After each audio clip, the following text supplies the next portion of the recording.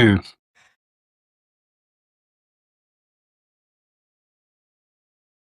oh gosh.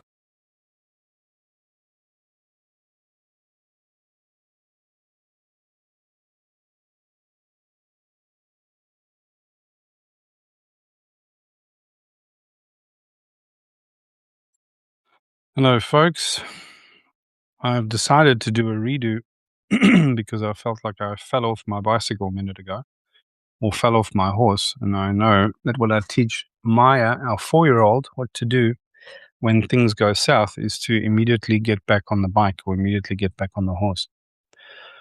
What had happened was I'm carrying on this talking arc of the urban mystic, and I was explaining at some beautiful length what an urban mystic is, only to discover 13 minutes in that the whole time my microphone was not working, which is something that frequently happens on Substack, which drives me absolutely fucking crazy because it doesn't tell you about it. And the interaction between Substack and the browser is that even if you have it set to always use your mic or always use your camera, it requires switching off and back on again inside the settings again and again. And if you're not tracking that, if the camera is not working, it's pretty easy because then it just doesn't show the video and it complains loudly enough. But if the audio is not working, there's just no audio, and you can stand the risk of talking into an empty space.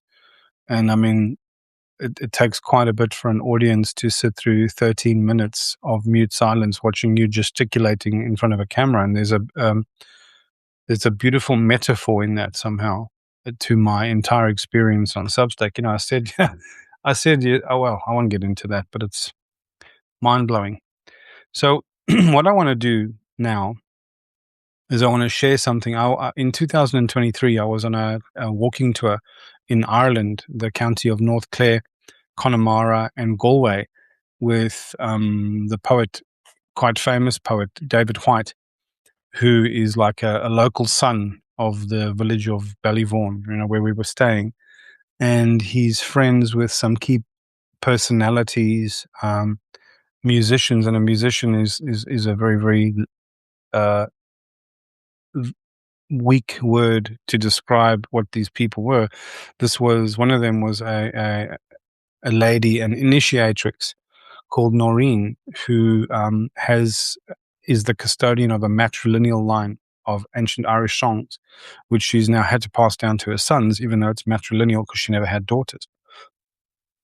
In any event, one of the events of this 10-day walking tour was to travel a long hike through what's called the Burren. The Burren is this highland, this very, very unique limestone highland in North Clare, and it's unique in multiple ways. In one sense, it's the limestone is made of the shells and the bodies of sea creatures that lived millions and millions of years ago at the bottom of a primordial ocean, that through tectonic forces were uplifted and through tectonic shifts ended up where Ireland is today. Another oddity about the place is that people have been living there continuously since Paleolithic times. So there's this continuation of history, which is actually written out on the landscape in terms of walls. And hey, Nancy, there's this continuation of history written out in the landscape in the Burren in North Clare in Ireland that we were initiated into. And so you can go up there and there's actually Paleolithic forts, like thousands of years old, ancient sacred wells that have been visited by people since Paleolithic times that were eventually co-opted by the Catholics. Yeah. There's the famine roads, or the green roads, these walkways and roads that crisscross the Burren. And of course, the word famine harkens back to the time of the famine in Ireland. There's these ancient burial mounds, the barrows, there's cairns. And of course, the style of burial changes over those thousands of years. And as you walk the landscape, you get to see all of it. And one of the characters that we're introduced to in our in our 10-day walking tour is this character of Patrick McCormack. He's a 6-foot farmer. He has this ruddy complexion of rude health, even though he's an older gentleman. His back is still straight and he's very, very strong. And he is described most reliably as a man that every woman wants to be around or with, and a man that every young man wants to be like. He's this absolute salt of the earth. He is so profoundly knowledgeable, and yet he's never lost his rustic connection and charm. And he was involved as a younger man with a young family, involved in a form of like ecological activism, where in the part of the world that they are in the Burren in North Clare, there was plans that the tourism ministry or the tourism board had for building a interpretation center, they called it, which is like a kind of tourist center.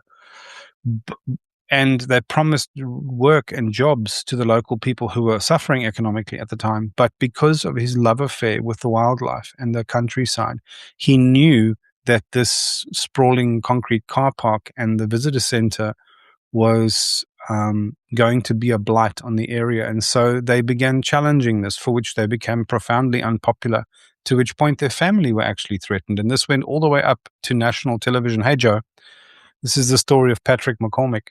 Now, if you're interested in this story, there's a documentary you can pay for on Vimeo. It's called The Silver Branch, and I highly, highly recommend it. The $10 or $20 that you're going to pay for the documentary is a small price to pay for the insight that you'll get from that. And one of the insights that you get from that is Patrick McCormack's relationship with land. And even though he is so deeply initiated into the land as a farmer and as a custodian and as a Irish elder, he's both initiated into all the stories and all the poems and all of the folklore, but also into the ecology of the place, yeah. And then he's also a farmer and a parent. And as a young man, he struggled finding his own voice and holding his own space. And so he took up boxing. And boxing gave him a kind of dignity and a kind of way to inhabit his body and become his own authentic self. So he's just a remarkable, remarkable human being. And he got embroiled in this ecological stoush between locals who wanted the construction jobs, who actually desperately needed it, and the corporations and the ministries and the big peddlers of big money that were trying to put up this interpretation center right in the heart of the Burren, this ancient piece of sacred land that you have to be initiated into it fully to appreciate what the objection was. And their objection was the right thing to do. Eventually that went up to a national forum, and they were becoming quite unpopular with the journalists and with the people. So it was an enormous amount of pressure, an enormous courageous line to hold. Yeah. And eventually this famous poet called John O'Donoghue, who's dead now, but he has the most delightful work, among which is Anamkara, which means soul friend. Look it up if you can. And he eventually on national television brokered the change, the shift in paradigm by saying it's not the interpretation or the tourism center that we are complaining about. It's just simply where you want to put it. It's not a wrong thing. It's just in the wrong place. What a profound way to shift a very difficult, heated conversation. To say it's not a yes or a no, it's a where or a how. That's wisdom. So Patrick McCormack was embroiled in that, and eventually they were vindicated in this, and the High Court ruled in their favor, and the Burren was not damaged and destroyed. And then during our walking tour, we get introduced into Patrick McCormack, and we get introduced to Patrick McCormack, and he guides us on this tour through the over the Burren, and it's difficult. It's a very, very difficult hike. So there's about 30 of us on the tour, plus we are accompanied by about 15 or 20, about 10 or 15 of the local farmers and friends of the tour, right? So there's a pretty big group of us, and the Burren is this highland of limestone that constantly is shifting and crumbling, and it's got a lot of strange features to it. And one of the strangest features is that it's the only place in the world where the botanicals, the plants that grow there, are a combination of Mediterranean, Arctic, and alpine. It doesn't exist anywhere else in the world. So the whole landscape is quite fascinating. And as we go on this 6-hour hike, the first thing we get warned about is that the whole burren is pockmarked, because that's the nature of limestone, with these deep, dark black fissures. So the farmers for thousands of years, since Paleolithic times, have been herding sheep up there. Yeah. And people have been living up there in a Paleolithic context. And it's a tapestry of an unbroken history, with all of the Paleolithic history, all of the more recent history, and then the English invasion, and then the Catholics, and it's the whole tableau is written on the land. And we're hiking through all of this, and we're getting initiated into the stories and into the folklore. And we get warned about as we walk. There's this old doctor, and I forget where she was from. She was an American woman. Typical doctor, knows everything, sort of a thing, under the guise of humility. And she's walking with these 2 alpine walking sticks, and they warn her. They said, every single time we take people through here, we advise them not to use 2 walking sticks, especially the alpine kinds, because they tend to get lodged in the mud, or in the turf, and in the stone, and people can actually have a pretty bad slip. And aside from that, there's these dark, looming kind of holes, these pit holes, that are caused by the weathering, constant weathering, right? And so a sheep can get its foreleg caught in there and snap off, or a child or a person can get their leg caught in there.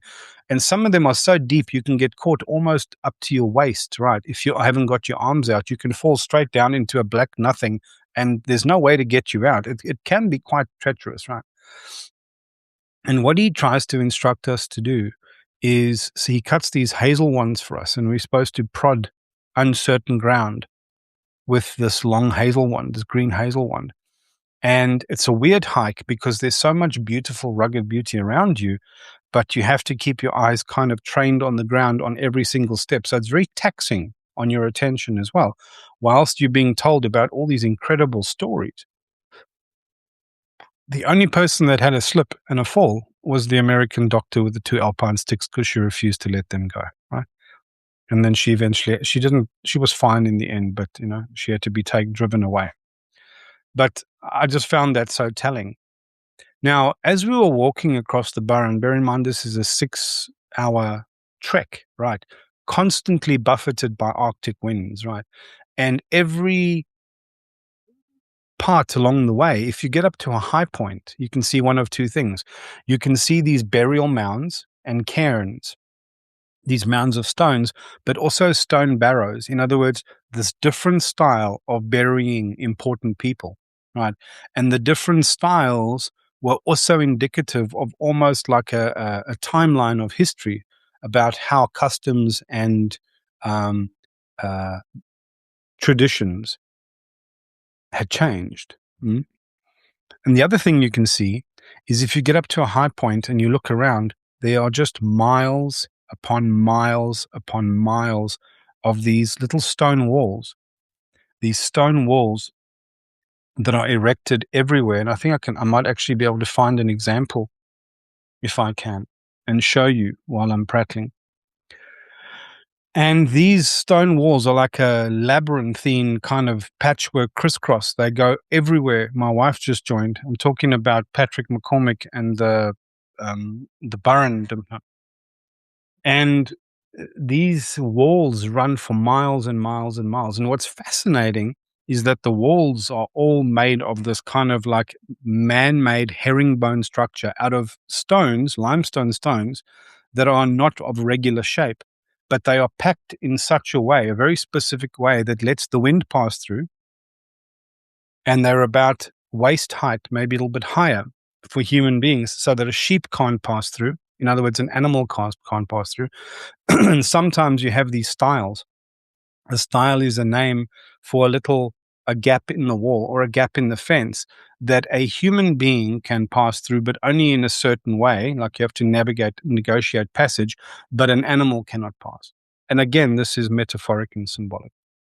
So if I can get to this, I can see if I can find one of the walls for you and show you a picture.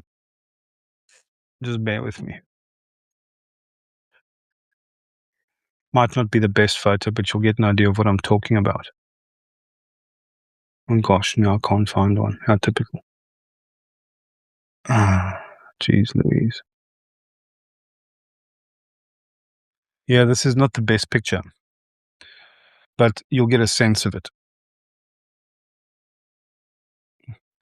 There is actually David White and another musician and poet called Mihal, and you can see this is one of the higher of the walls, and you can see they're packed. You can't see it best from this angle, but they're packed at opposite angles in such a way that all the little edges of the rock grip onto each other, and it makes the wall quite strong. Yeah. There you go. There's one of those styles. There's one of those styles, which I discovered was actually like a little tiny temple in the wall. There's the two upright pillars of the temple, and that entire temple is like a temple to liminal spaces. The fact that when you go through changes and when you go through landscapes, or when you go through certain kinds of initiation into new arcs of your life, into new identities, into new places, you almost have to surrender to a certain way of passing. Otherwise, you can't get through, right? Look at that. There's one of those walls. You can see these lines crisscross for miles in every direction. There's the edge. There's actually a small cliff under there. And that's the Atlantic Ocean. And you can see David White's hair is being buffeted. There's good old me and one of those walls behind us. Right. And there's something that's called a blighted castle. Anyway, so you get the sense of what I'm talking about. And as we're walking along, we're warned now to check the ground wherever we walk. And not only that, we're also encouraged when we encounter a hole, right, to find a loose stone and prop it in there. Yeah? So that if everyone just does that, you don't have to fix all the holes in the place. You just have to fix the ones in front of you. And if everyone has that etiquette, then the whole place becomes safer, and it's a constant unfolding and a constant managing and a constant reciprocal stewardship, a constant sense of mutual responsibility for the way and the road and the place. In addition to that, as we're walking, we have to cross where some of these walls are.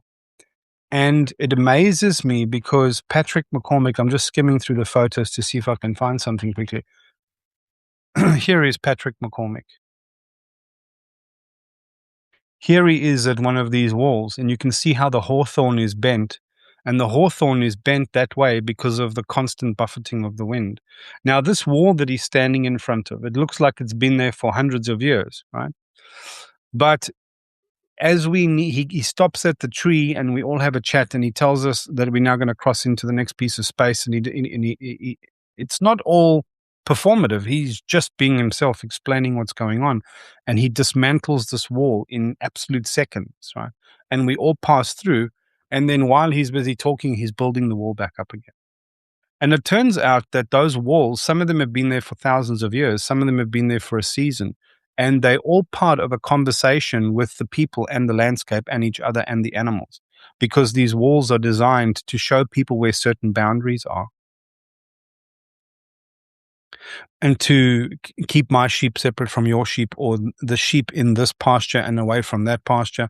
And whoever crosses the burren now, part of that etiquette is not just to fill the holes that they encounter, but to honor the reason that a wall was there in the first place. So you can take a wall down. You can pass a boundary. You can give yourself permission. And I'm speaking archetypally here, obviously, folks. But you have to put it back the way that you found it. Yeah.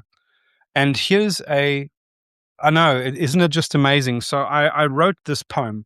It's a long poem, but I'll explain to you what's going on as we go. And this is what the function of this video is going to be. It's going to be me talking about it. It's called Helping to Stop a Hole. And it's dedicated to Patrick McCormack, a man who had a profound impact on me just on the couple of days that we spent together.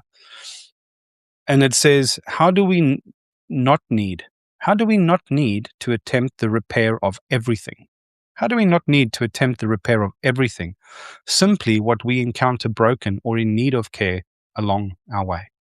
And that's the message that I got from that. And this is how the poem goes.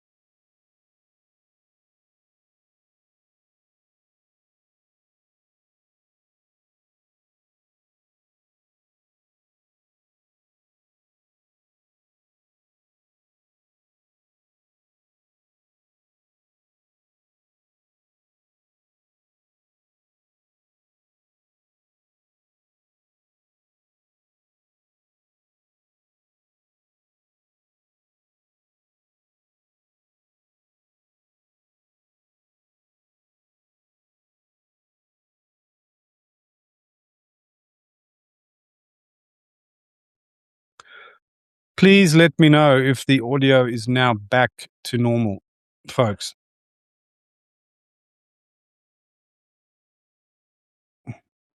This is the second time this has happened, man. No? Yeah, there you go. This is how the poem goes. It's called Helping to Stop a Hole, dedicated to Patrick McCormack. How do we not need, hello, Morgan. How do we not need to attempt the repair of everything, simply what we encounter broken or in need of care along our way? That's the gist of what I got out of that entire encounter with Patrick, and this is how the poem goes. Now, there's lots in this poem that invites deeper explanation, but just go with me. The Burren.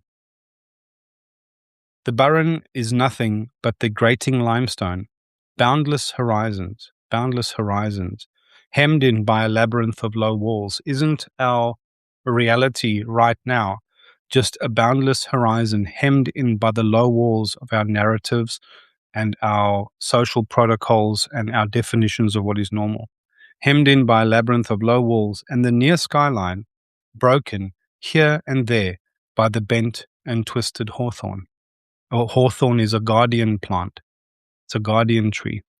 By the bent and twisted hawthorn, pointing the way the wind had come and had kept coming relentlessly for season after season. Sparse trees like shepherds, herding meadows of flowers, all from somewhere else. Remember, the botanicals and the flowers in the Burren are unique because there's nowhere else in the world where you get flowers and botanicals that are from the Mediterranean, the Arctic, and the Alpine regions in one place. It's a miracle, yeah. Sparse trees like shepherds herding meadows of flowers from somewhere else. Hello, Morgan.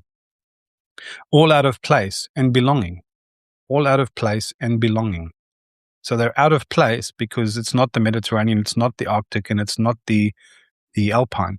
All out of place and belonging, just like we are. We are all displaced. We are all members of a displaced species, displacing the displaced. Wherever we go, someone was there before, and we don't come from here, right? And we don't have ways to be initiated into place or into land. All out of place and belonging, clinging to the world along the walls. Remember, the walls are now the metaphor of our stories and our narratives and our rules and our boundaries, right? Clinging to the world along the walls of jagged, ground down teeth that carried rumor of mortality. One of the facts of this region is the Paleolithic forts had these people that lived in the area, and the only stone around is this limestone. So the grains that they used to grow, they used to use that limestone as a millstone, right? So there was always a bit of that sandstone and limestone grit in their food. And that sandstone and limestone grit actually used to wear their teeth down.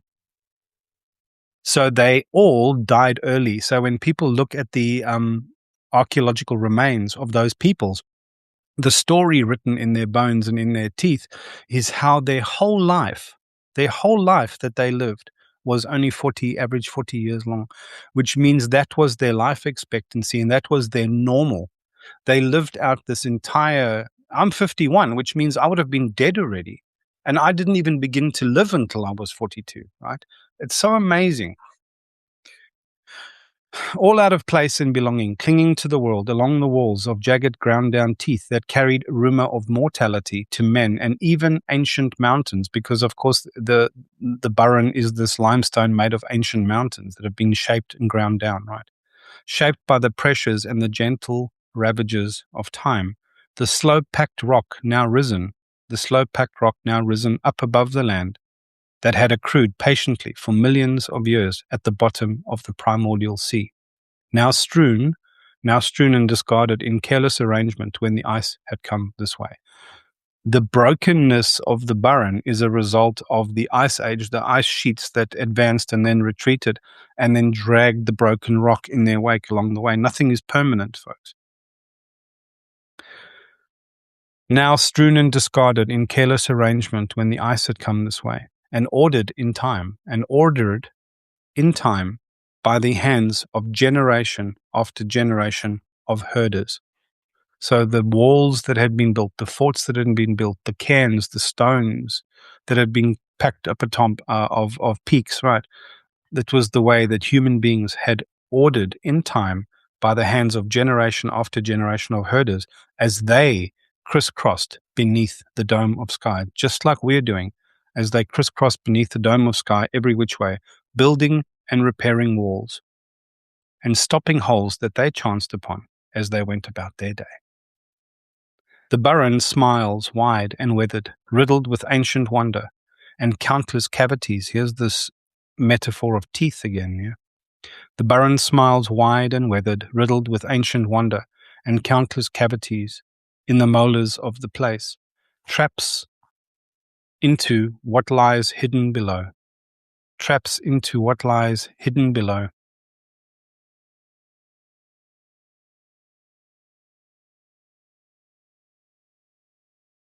Cunningly laid, that longed to waylay an errant foot of man or beast, and pull the whole of that creature down as far as width of the crevice would allow.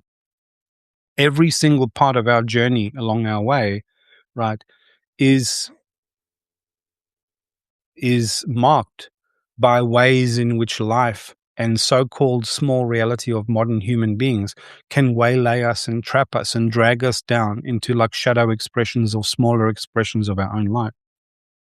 The Burren smiles wide and weathered, riddled with ancient wonder and countless cavities in the molars of that place, traps into what lies hidden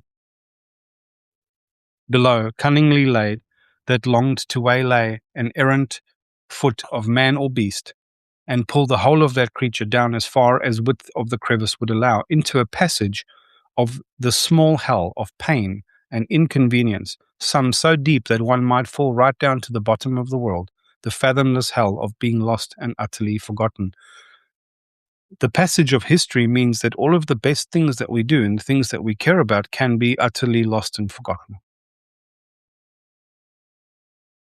We stalked across the Burren as it sucked the cold wind through its grounded teeth, over wall and stile, by tumbled cottage and collapsed tomb, spying from great height of the fort the cursed patch where the enchanted cow had fallen and at last come to death.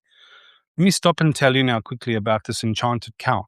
There's a story which is linked to this circular fort that we came to called Lon's Fort. Lon was a name of one of the mythical smiths of the gods, right? And their histories and their mythology are interwoven, so it's sometimes hard to tell what is a folklore history and what is pure myth. But it's that's part of the mystique and the magic of Ireland. Anyway, from the top of this fort, this ring fort, we look down, and everywhere where you can see is either white limestone or bright, bright green, verdant emerald green foliage, grass, botanicals, bushes, and so on. Except this one patch. Unique in our 6-hour walk, we don't see another one like it. There's this brown patch, brown, right? And nothing grows there, and nothing has grown there, and nothing will grow there. And Patrick McCormack, who's been a farmer there for generations, assured us that nothing has grown there. And the story goes of this cow of abundance they had, this mythical creature that those people had. And it was said that you could milk this cow of abundance, no matter how many buckets or pitchers or jugs that you brought, you couldn't milk the cow out, right? So this young maid is sent to walk the cow one day, right? And she happens upon this witch who now patronizes her by listening to the story and going, no, surely not. And she uses reverse psychology on this young girl, and this young maiden says to her, no, bring anything you like, and you can see. And she's not doing it for selfish reasons. She's genuinely proud of the magic and the magical inheritance of this mythical cow of abundance, this creature that her people have in their custodianship, right? Which is their connection to the land, which is the abundance of the land. So doesn't the witch just come back with a thing called a riddle? What is a riddle? A riddle looks like a bucket, but it's drilled full of holes, right? And she milks the cow for 10 days to depletion, whereupon the cow staggers off and dies. And that's a symbol of our recklessness and our relationship to abundance. Because everything in the Burren speaks about this seasonality of renewal, rewilding, right? Putting things back the way you found them, stepping away and allowing the grace of nature to work its magic, right? Because if you don't practice these forms of renewal, the regeneration that's necessary for abundance to happen can't actually take place, right? So there's this story and this understanding now woven throughout this hike that we do. So we look down from the top of Lon's Fort, and here we see this brown patch. And there, Patrick McCormack tells us the story, and we weave it all into the myth and the meaning of the day. We stalked across the Burren as it sucked the cold wind through its ground teeth over wall and stile by tumbled cottage and collapsed tomb, spying from the great height of the fort, this cursed patch where the enchanted cow had fallen, at last and come to death. And as the crowd gathered up, following with struggle the unfaltering stride of Patrick McCormack, because he's this older man wearing normal farm boots. Everyone else is kitted out in fancy hiking gear and all the rest of it. And he's just dressed in like freaking jeans and work boots, right? And he is walking the pants out of all of us, right? And one of the most amazing things happens. He's standing in this like one open patch of field, and then he just whistles, right? And these wild horses come running up and running to him and kind of come and like get behind him. Every single one of the women in that group swooned because it's like something out of a freaking movie. And he's so humble and so generous of spirit and so vulnerable as a human being. Like just the juxtaposition of that gave me a signal of what it means to be a man. Right. And I took so much from that encounter, and the whole way, his whole way of being. As the crowd gathered up, following with struggle the unfaltering stride of Patrick McCormack, he marked a deep hole in the turf. He pointed out to where there was one of these black traps, right, that one might fall into, which was so square that I guessed wrongly it had been made by man. Yeah, thank you, Joe. It was an epic experience, which is why I love sharing this. Yeah. I guessed wrongly that it was made by man. Its bottom dark with menace. So this hole that I saw was actually so square. It looked like a drain that had been engineered by human tools, right? But it wasn't. It was just a luck of the geography, right? And I guessed his intention. I guessed his intention as he scouted the nearby ground, and I hunted for an unused stone, which I had to pry loose with some effort, like a bridle from the bite of sucking turf. It's like pulling a horse's bridle out of its mouth. It was a wrestle to get that stone out. And I dropped it into the hole beside the one that he had found. And like a child again, I took pride in that my stone was bigger. I just watched myself in that moment. No one else knew. I didn't speak about it out loud. I just watched the innocence in me of how quickly we get behind examples of real leadership, right?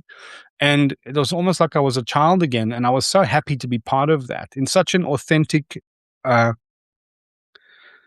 spontaneous way. I didn't sit there with normal Rocco like kind of overthinking everything and like Saturnian brooding and deciding who I am and what this is. I was just caught up in the moment. I also wanted to help. And so I wrestled the stone loose and I propped it in. And I remember watching myself, feeling this kind of, it wasn't this insane pride. It was just a prideful feeling in the fact that I had helped contribute to this next to this great man. Right. And as I dropped it in the hole beside the one that he had found, and like a child again, I took pride. I took pride in that my stone was bigger. And like a man again, at the same time, like a man again, that I had crossed the Burren and I had helped to stop a hole. And as the day was closing on us, a wide panorama opened up.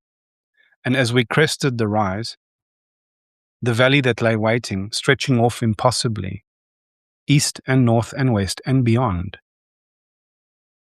the bounds of the island, to lands riddled with other manner of holes. Like I realized then immediately that this was a lesson and that all the troubles that we would encounter as human beings in these coming decades are all the way in which we don't know how to cross boundaries with grace and with care and with mutual responsibility, and we don't know how to stop holes.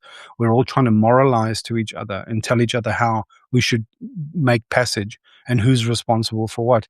And we don't get taught, we don't get initiated into the simple idea that you don't have to stop every hole. You just have to stop the ones that you encounter along the way.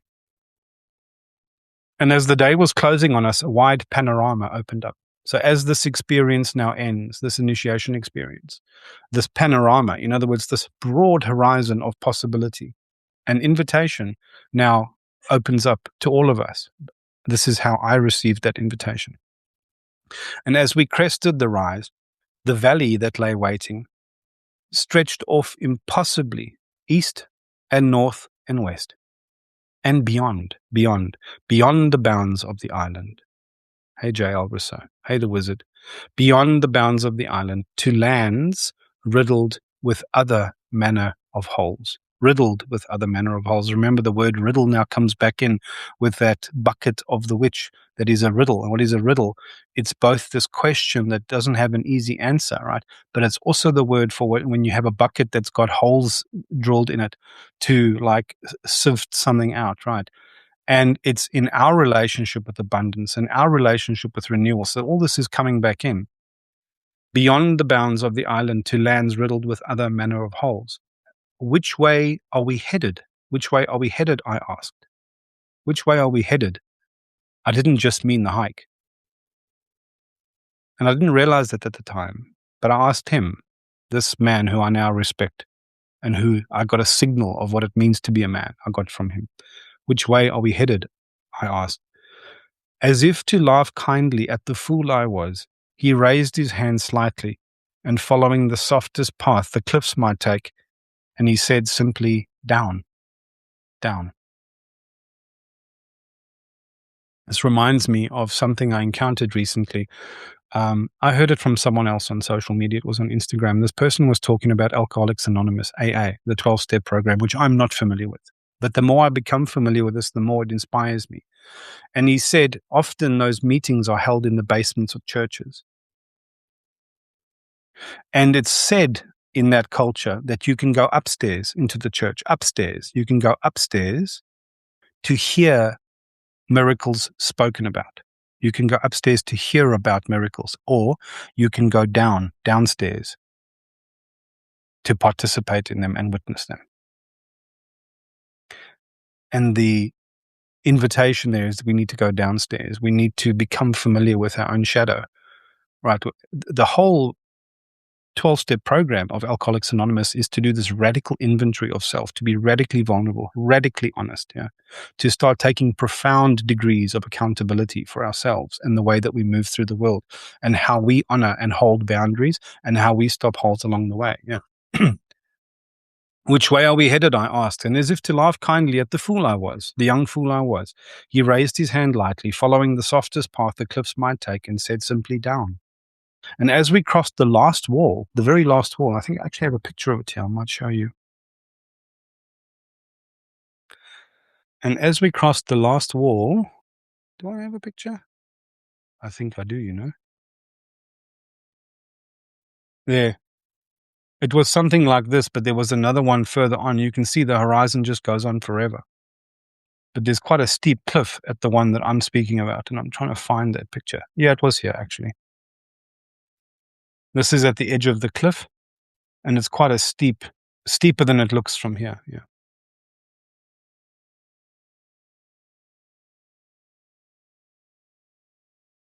And as we crossed the last wall,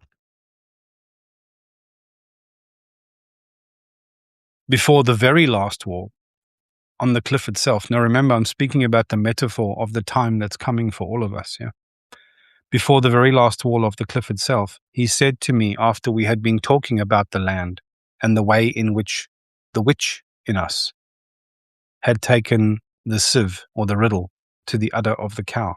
And he said, this is his words, he said, if the people of this time, when their time came to be measured, it would be shame, shame, shame, shame, shame, shame. If the people of this time, when their time came to be measured, it would be shame, shame, shame, shame. And his heart was of a sore that he took not the trouble to hide upon his face, like a father disappointed in his favorite son. And he wasn't personally speaking to anyone. He was ashamed of the way that people had become. He was ashamed of the way people had become and ashamed of his inability to make a bigger mark in his life. I heard the unspoken etiquette. When you cross the Burren,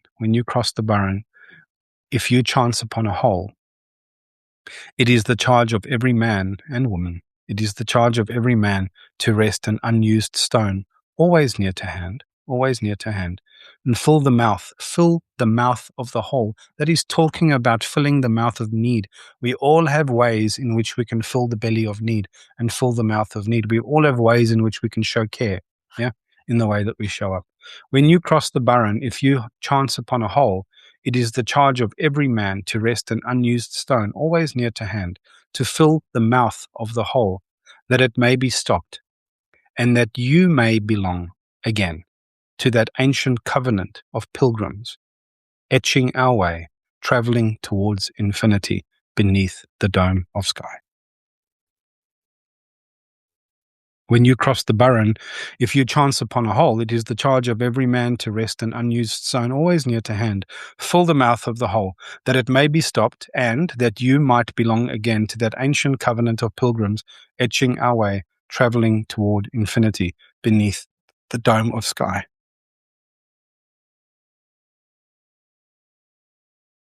You can find that in my book called Stepping Through, which is available on Amazon, The Old Enemy. Now, somewhere, ladies and gentlemen, please let me know if that touched you and moved you, because it's a profoundly beautiful, important experience and piece for me.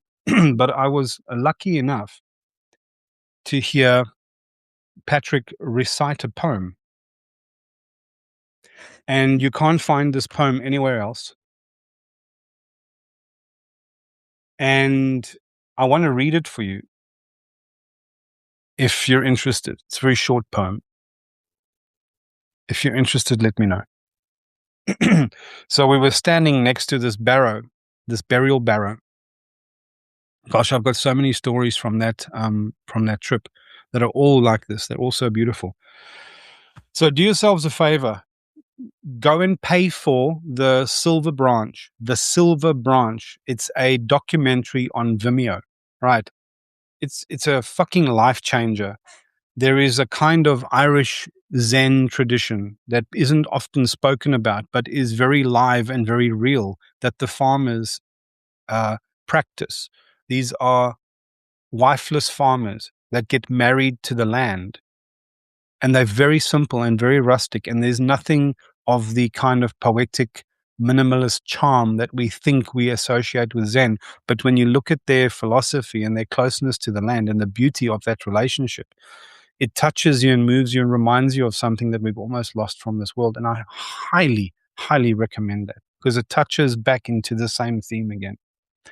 So we're standing at one of these barrows and Patrick, being such a man, a colorful character, this 6 foot tall, very strong, just beautiful aura of a human being. And he's standing in the company of David White, which is quite a preening and vain poet, beautiful human being, but there is a vanity to David White. And so he says, if I may be so bold, I'd like to recite a piece of poetry. And so I get my camera, my microphone out of my phone, and we're in this buffeting Arctic wind, and he says this poem, and he gets to the end of it, and everyone's like mesmerized. And then David White says, if you're going to do it, you might as well do it again, because that's what poets do. They say things twice. So Patrick McCormack smiles in his shy way, but he says it again. And this time I managed to record it. And I take time through the wind to listen to this days afterwards, and I transcribe it. And to my knowledge, this poem doesn't exist anywhere else in the world written down. It exists only with Patrick McCormack. So it's quite a blessing to read this. I shall read it to you now. It goes like this. He tells us this poem in relationship with his understanding of the Tuatha De Danann, these ancient non-human beings that became infused with the animist context of Ireland and how they first arrived. Prayer to the timeless shining ones, I've called it, Tuatha De Danann, the divine tribe of the mother goddess. This is an ode of unknown title by Patrick McCormack, which was read to me against the wind by the broken barrow of the stone wedge tomb atop the limestone cast of the Burren in North Clare. It was not for the sheltering, nor was it for the sweetness of its clay that you hovered over the land. It was not for the sheltering, nor was it for the sweetness of its clay that you hovered over the land. And so we were told, when the cloak of your belonging descended on the mountain tops, springs rose and flowed down rivulets, and you found sanctuary there. It was not for the sheltering, nor was it for the sweetness of its clay you hovered over the land. So we were told, when the cloak of your belonging descended on the mountain tops, springs rose and flowed down rivulets, and you found sanctuary there. The green in the center, draws you into other worlds. The green in the center draws you into other worlds where blood horses gallop. Following the cattle track of ritual, I sense a strange closeness, casting shadows and scattered relics, and the sound of the anvil traveling towards infinity.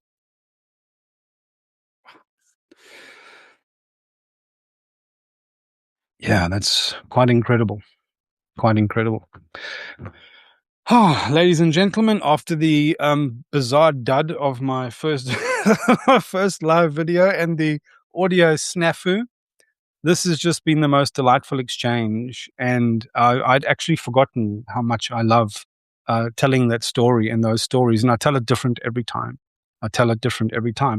And stepping through has got, it's actually about this entire passage of going through very difficult changes and difficult moments and threshold moments in our lives.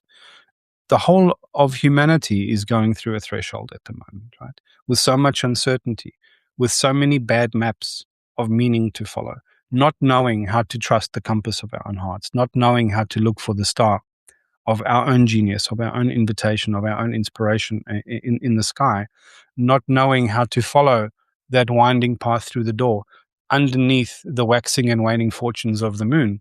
You see, even the back of the book has got a sine curve on it, yeah, which is a little bit about like the menstrual cycle of life and of ovulation and menstruation and the sine curve, the ups and downs that we all encounter. And it's got four sections in it. And one of the sections is called Time in Ireland. And I wrote a poem a day in one flow. These were not written, penned over ages. I sat down sometimes immediately as I got back and just extruded them out. And I've read a couple of these already. And then the most beautiful stories. And when you're brought into the context of them, it becomes a way in which we can all share the wisdom of those initiatory arcs. Oh, okay. I will, hey, thank you for holding space for this conversation. Sorry, things got so weird. My wife, who was on the call for a bit, she may still be here. She would say, as an astrologer, she would say this is because Mercury is in retrograde. Thank you, Morgan. You know, can you imagine just reading that poem without the backstory and without this profound meaning? You would just read it and go, oh, what is this? Limestone walls, hawthorns. And we would just move on. We all miss so much beauty in the world because we don't have this craft of the bard of, what's the poet's and the bard's role is to go out onto the edge of the strange and have these profoundly uncomfortable experiences that we don't know what to do with, to allow the alchemy of it to change us so that we can put it into the only way you can transmit these things, in poetry, right? And in story, so that we can come back into the village, so that we can bleed that gold out, or that soulful water out, right into the heart of the village, so that everyone can drink from that. It's one of my favorite vocations, and I call it soul speaking. Anyway, ladies and gents, thank you very much. Thank you for holding space. Thank you for sitting with me while shit got weird. But now you all know about Patrick McCormack. You all know about the Burren. I so strongly recommend you go and find that documentary called The Silver Branch. It's like $10 or $20 or something on Vimeo. You will thank me later. It is just such a beautiful and profound story. It's not all easy to watch. There's some parts in it that just trouble you when you watch it, but you realize that it's the beautiful trouble of all of us actually trying to navigate this moment of profound change where so much loss of recognition of beauty is darkening our horizon. Anyway, thank you very much, everybody. Have a beautiful day. I shall see you in the next couple of days.